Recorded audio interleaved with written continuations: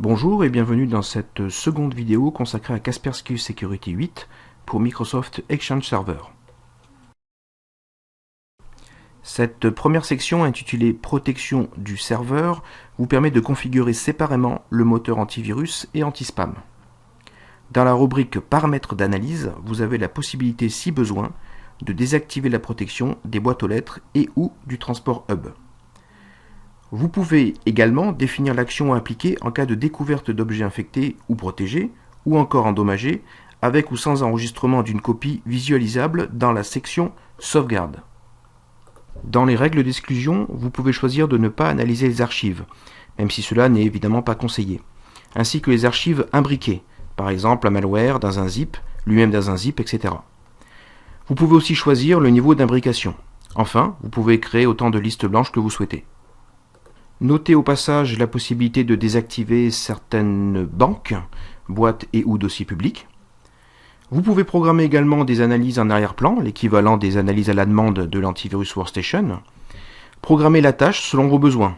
Attention, pour des raisons de performance, vous devez limiter l'analyse dans le temps. Par exemple, ici, 3 heures maximum.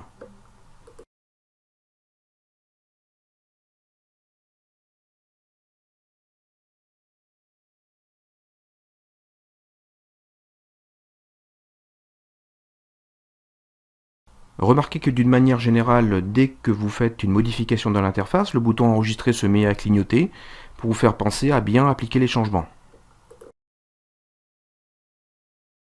Passons maintenant dans l'onglet Anti-spam. Vous pouvez bien sûr désactiver la fonction complètement. Si vous ne souhaitez pas rentrer dans les détails de configuration, vous pouvez jouer avec le niveau d'analyse. Commencez par faible.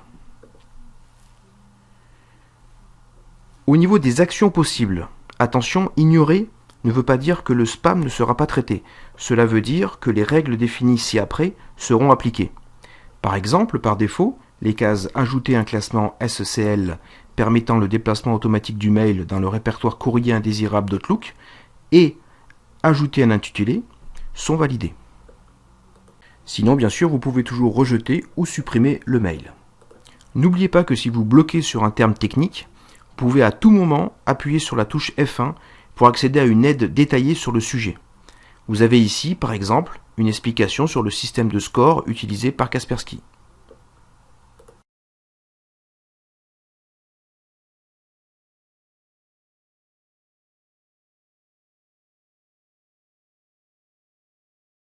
Vous pourrez ici gérer toutes vos listes blanches et noires, expéditeur, adresse IP, destinataire, etc. Avec possibilité d'ailleurs d'importer des listes déjà faites, en format TXT par exemple.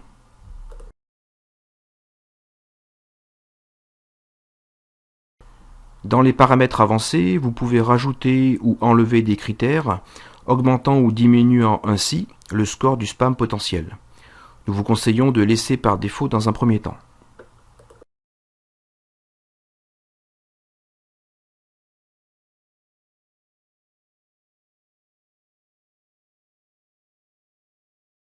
La section Utilisation de services externes vous permet de rajouter, si vous le souhaitez, vos propres services DNSBL, Domain Name System Blocklist, ou SURBL, Spam URL Realtime Blocklist. Par défaut, Kaspersky se charge d'interroger et de maintenir ses propres listes.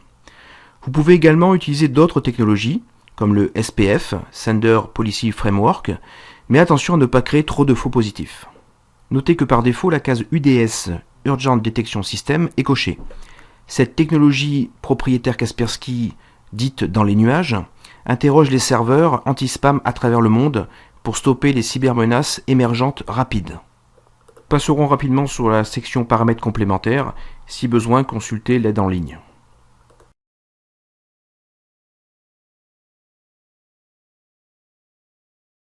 Intéressons-nous maintenant à la deuxième section consacrée aux mises à jour. Comme vous pouvez le constater, la gestion des bases antivirales est séparée de la gestion des bases anti-spam, permettant ainsi d'avoir une planification différente ou même de complètement désactiver la mise à jour anti-spam si vous ne vous en servez pas. Comme vous pouvez le constater, par défaut, la mise à jour antivirale se fait toutes les heures. Si vous souhaitez économiser des ressources, vous pouvez passer à 3 heures. De même, de par le caractère urgent des bases d'anti-spam, la planification est fixée à 5 minutes. Vous pouvez monter à 20 minutes si vous le souhaitez.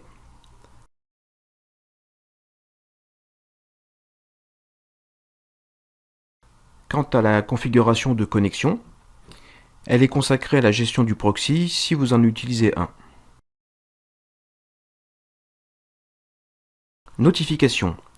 Cette section plutôt simple va vous permettre de prévenir l'administrateur et ou l'expéditeur et ou le destinataire, voire toute autre personne qu'un email comportant par exemple un objet infecté a été intercepté par Kaspersky Security 8 pour Exchange. Voici un aperçu du message que les différents intervenants seraient à même de recevoir.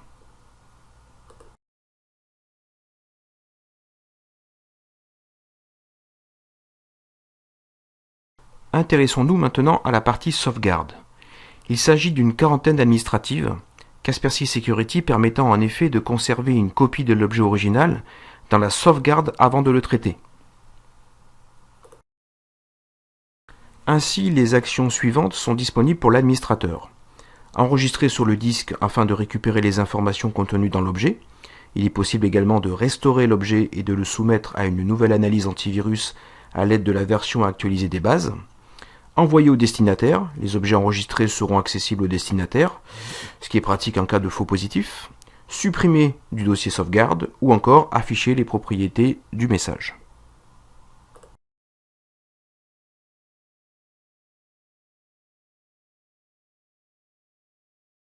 Remarquez ici la possibilité de rajouter autant de colonnes d'informations que vous le désirez.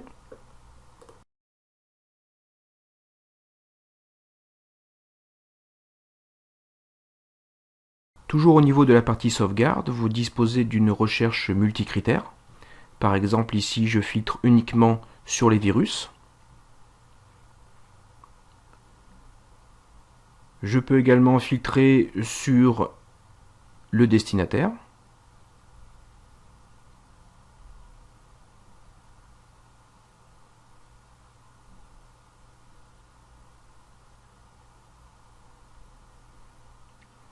Et sur tout autre critère que je souhaiterais intégrer.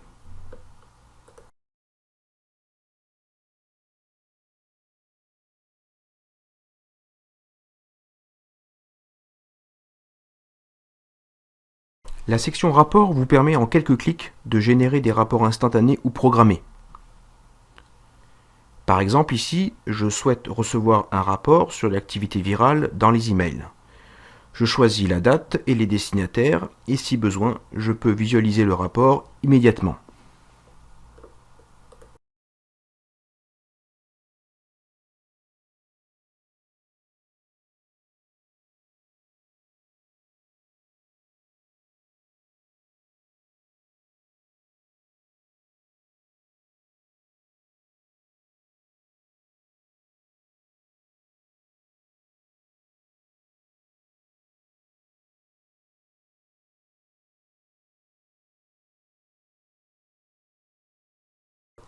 La section configuration vous permet de paramétrer le fonctionnement de l'application. Vous pouvez ainsi revenir sur les réglages de notification par exemple. Dans diagnostic, en cas de défaillance, vous pourrez accéder à un journal de log.